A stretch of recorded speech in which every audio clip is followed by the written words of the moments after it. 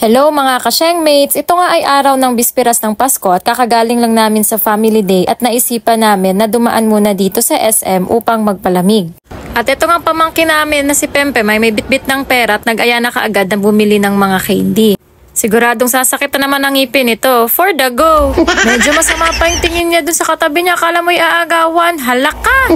Dito nga at nakapili na siya ng candy na kanyang bibilhin. Tsokolate ang kanyang napili. At titig na titig pa doon sa sales lady sa pagkikilo. Sabi niya, mabuti na yung sigurado. Kita niyo naman, hindi pa siya inihinga ng bayad. Gusto na magbayad. Ano kayang gusto na nitong gawin? Sigurado, kaina-kaina ito eh. Kunwari, ayaw pa niya pero nauna pang umabot. Ang ngiti na yan, isa lang ibig sabihin yan. Kainin na to. Ay, grabe naman yung pagkalaki naman nanganganayan ni Pimpim. Charot!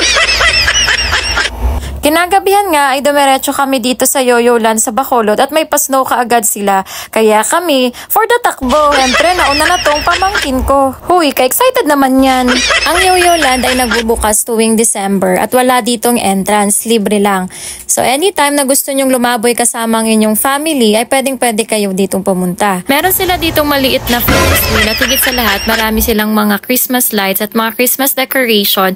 Kaya naman, ano pang iniintay mo? Pwede mo dalhin dito ang iyong nobyo. Kung wala naman, edi sarili mo. Enjoy ka hanggang gusto mo. Kaya anyong! Merry Christmas!